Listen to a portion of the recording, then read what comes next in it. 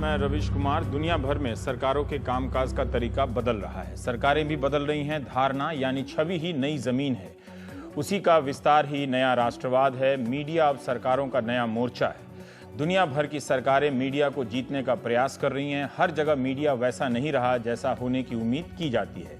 पिछले साल New York times में एक लेख छपा था।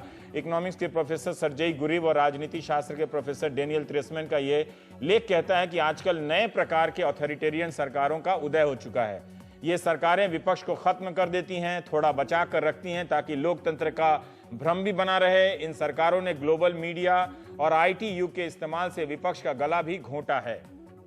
अति प्रचार, बहुत ज्यादा प्रचार, दुष्प्रचार, झूठा प्रचार यानी प्रोपेगेंडा का खूब सहारा लिया जाता है। सेंसरशिप के नए नए तरीके आ गए हैं। सूचना संबंधी तरकीबों का इस्तेमाल होता है ताकि रेटिंग बढ़ सके। इसे भी अब फर्जी तरीके से बढ़ाया जाता है। नागरिकों को एहसास दिलाया जाता रहता है कि आपके पास कोई दूसरा विकल्प नहीं है, हम ही श्रेष्ठ विकल्प हैं। इस लेख में इन शासकों को नया ऑटोक्रेट कहा गया है, न्यू ऑटोक्रेट, जो मीडिया को विज्ञापन की रिश्वत देते हैं, मीडिया पर केस करने की धमकी देते हैं, नए नए निवेशकों को उकसाते हैं कि सरकार की आलोचना करने वाले मीडिया संस्थान को ही खरीद ले।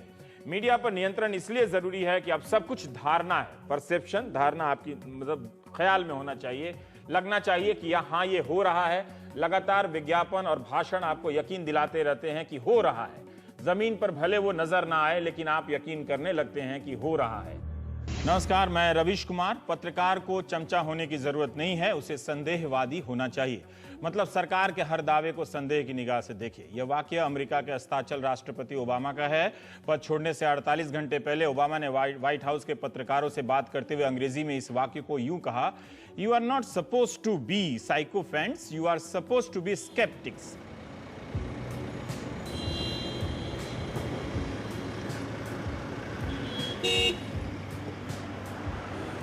दिल्ली का यह इलाका लटियन जोन है। किसी भी रास्ते से गुजरिए आपको मीडिया की गाड़ी दिख जाएगी। किसी न किसी मकान से कोई पत्रकार निकलता दिख जाएगा। यही वो इलाका है जहां राष्ट्रीय स्तर पर छा जाने वाले राजनीतिक बयानों का उत्पादन होता है। यही वो इलाका है जहां अब सवालों का राष्ट्रीय उत्पादन बंद हो गया है। जो समझदार हैं वो अब यार हैं, जो नहीं समझ सके वो मुकदमे झेल रहे हैं। राजनीतिक दल के लीगल सेल के वकीलों ने अपनी निष्ठा जतानी शुरू कर दी है। पत्रकारों के खिलाफ जहां तहां केस करने लगे हैं। किसी को पुलिस थाने में बिठा लेती है तो कहीं भीड़ हमला कर देती है।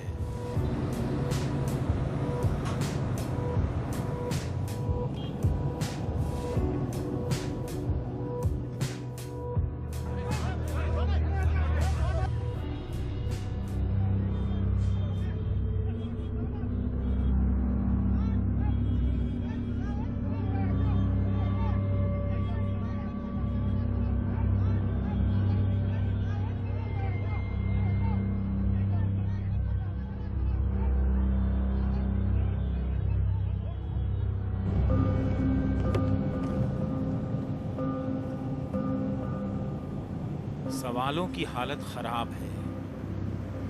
उन्हें देखकर लगता है कि जैसे किसी ने उनके चेहरे पर चादर डाल दी और वो चुपचाप लटियन दिल्ली के रास्तों से निकलकर जा रहे हैं। इन रास्तों पर कोई पत्रकार मिले तो पूछिएगा, क्या उन्हें डर लगता है? वो बिना बोले जवाब दे देंगे। दिल्ली के पत्रकारों को अब डर लगता है। अब या तो चमचे बोलते हैं या फिर जिन्हें चमचा होना है वो बोलते हैं। यह इलाका हमारे पेशे के भीतर बैठ गए राष्ट्रीय भय की राजधानी है। कभी आपने डर की राजधानी के बारे में सुना है? रात का रिपोर्टर पढ़िएगा, निर्मल वर्मा की कहानी है। दिल्ली के रास्तों पर खुफिया एजेंसियों का एक भय हमेशा एक रिपोर्टर का पीछा कर रहा होता है। टेलीफोन की हर घंटी दहशत पैदा करती है। कि कहीं रिकॉर्डिंग तो नहीं हो रही